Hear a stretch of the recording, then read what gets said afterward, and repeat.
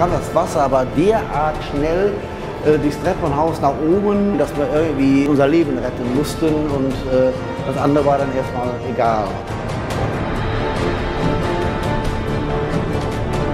Die Bauern hier im ganzen Umkreis, die helfen und das ist so großartig. Das gibt jeden Tag Mut und jeden Tag kommen mehr.